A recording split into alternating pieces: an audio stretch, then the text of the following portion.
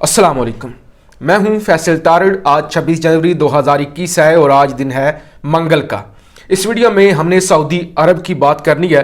Saudi अरब जो तेजी के साथ तबाही की जानब जा रहा है, सऊदी अरब जहां का अमन खराब हो रहा है, सऊदी अरब जिस पर हर रोज हमला हो जाता है, सऊदी अरब जहां के शहजादे अपनी नाकाम पॉलिसियों की वजह से अब मौत के मुंह में जाने वाले हैं। सूरत हाल ये है कि आले सऊद जो है वो इस वक्त अपने घर से बाहर नहीं निकलती कि कहीं उन पर हमला ना हो जाए। इस कदर सऊदी अरब के हालात खराब हो चुके हैं।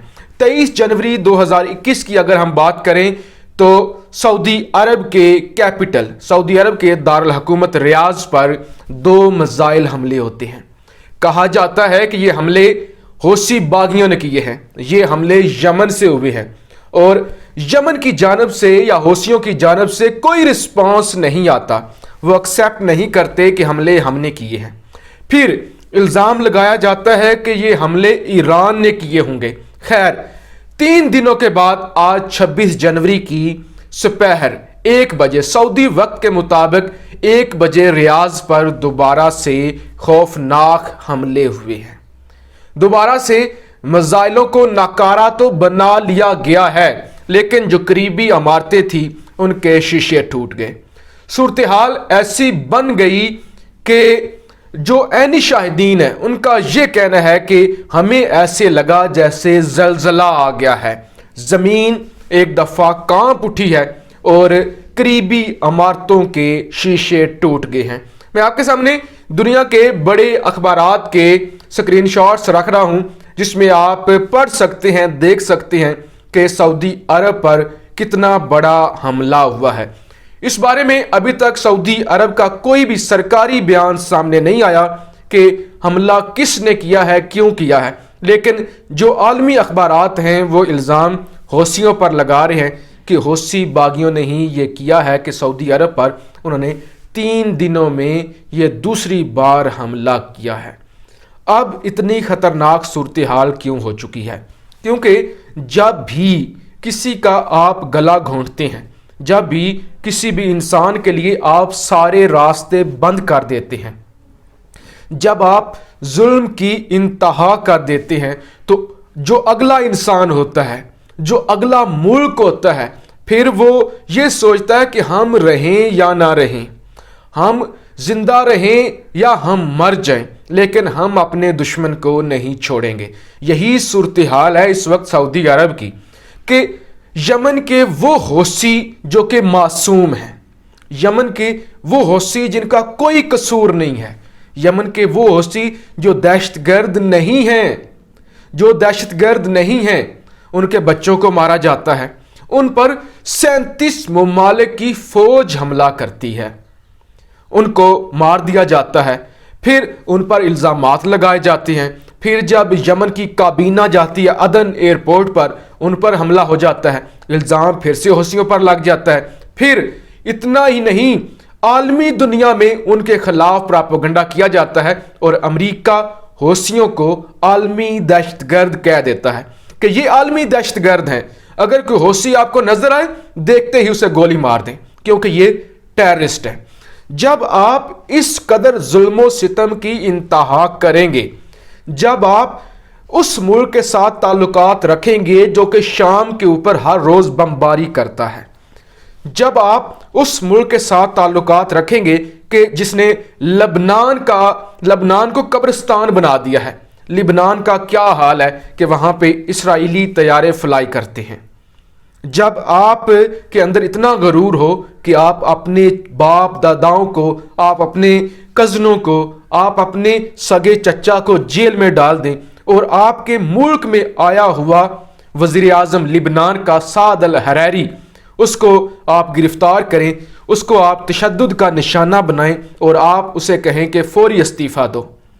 तो जब आप अपने लिए इतने ज्यादा दुश्मन पाल लें, जब आप ईरान पर हमले करवाएं, जब आप ताकत में हों, जब अमेरिकी सदर ट्रंप आपके हाथ में हो, जब आप ईरानी जनरल कासिम सुलेमानी को शहीद करा दें, जो कि एक बहादुर जनरल था जिसने इसराइल की नाक में दम किया हुआ था, जिसने अमेरिका को नाको चने चबवाए थे, जिसने ग्रेटर इसराइल बनने से रोका था, जिसकी बेशुमार इस्लाम के लिए कुर्बानियां थी। जब आप उसे शहीद करवा दें और आप चारों तरफ दुश्मन पाल लें तो फिर यही होता है।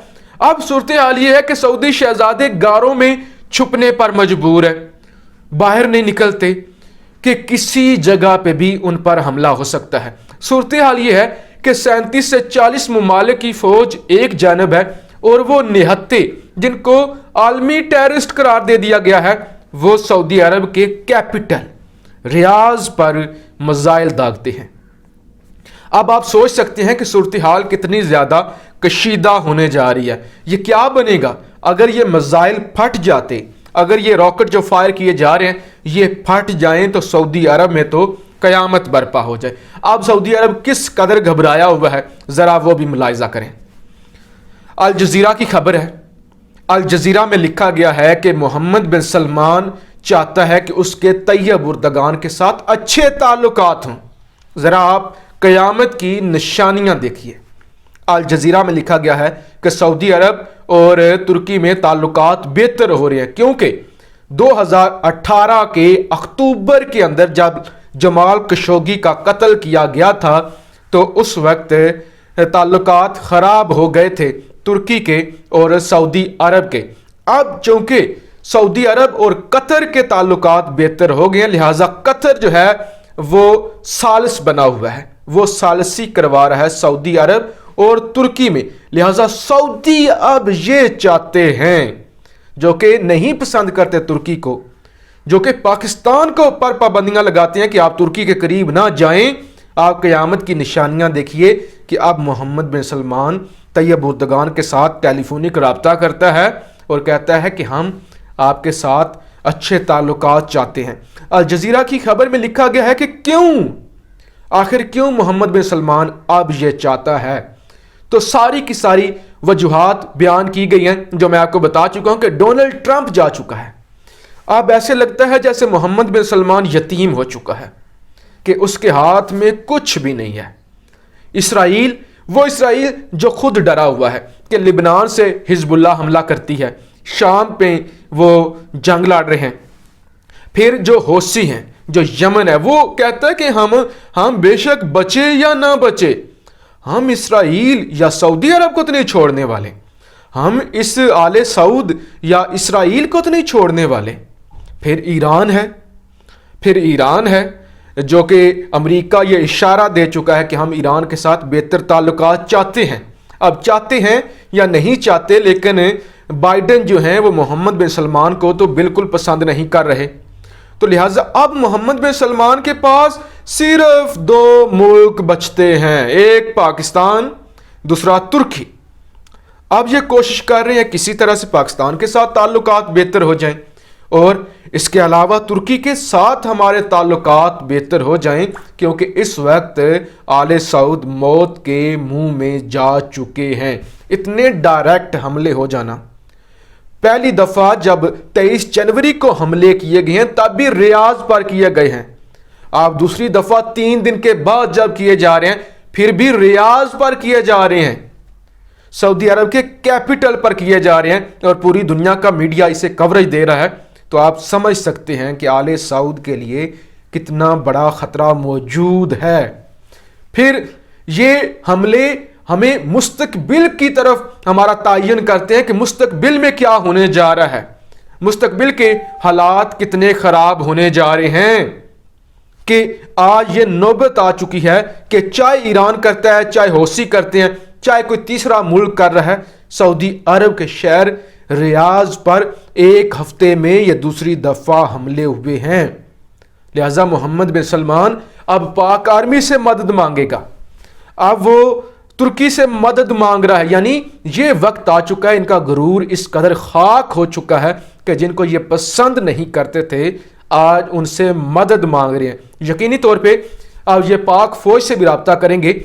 ये लोग जो कहते थे मक्का और मदीना को गार्ड करने के लिए इंडिया से फौज आ जाएगी, मैं कहता हूं अभी भी ये इंडिया से ही रब्ता करें, लेकिन अब ये पाक फौज से भी रब्ता करेंगे اور ترکی سے یہ رابطے میں ہیں، ترکی سے رابطے کر رہے ہیں قطر کے ذریعے۔ اور ایک اور دلچسپ بات کہ سعد الحریری جو کہ لبنان کے وزیر اعظم تھے، وہ پچھلے دنوں دورہ کر کے آئے ہیں ترکی کا۔ لہٰذا ترکی تو ایک جانب ایران کے ساتھ، قطر کے ساتھ، لبنان کے ساتھ، یمن کے ساتھ، عراق میں جو آپریشن کر رہا ہے، عراق کے ساتھ اور پاکستان کے ساتھ رابطے میں ہے، دوسری جانب وہ کیسے سعودی عرب کے ساتھ رابطے میں ہو سکتا ہے؟ اس کا مطلب یہ ہے کہ سعودی عرب کو اس وقت ضرورت ہے۔ سعودی عرب سے مراد آل سعود، حکمران خاندان اس وقت معافیاں مانگ رہا ہے اور مدد مانگ رہا ہے کہ خدا کے لیے ہمیں بچا لو، ورنہ ایران یا حوثی ہمیں نہیں چھوڑیں گے۔ اور تیسری جانب اسرائیل کے قدم پکڑ رہے ہیں، اسرائیل کے ساتھ تعلقات قائم کرنے کے لیے مر رہے ہیں، جن کے بارے میں اللہ قرآن میں واضح کہہ چکا ہے کہ یہود و نصارہ کے ساتھ دوستی مت کرو۔ تو یہ آج کی ویڈیو تھی جس میں نے آپ کو بتایا کہ سعودی عرب کے حالات شدید ترین خراب ہو چکے ہیں۔ یہ ایک ہفتے میں دوسرا بڑا حملہ تھا جو ریاض پر ہوا ہے۔ اپنی رائے کا اظہار ضرور کیجیے گا۔ پاکستان زندہ۔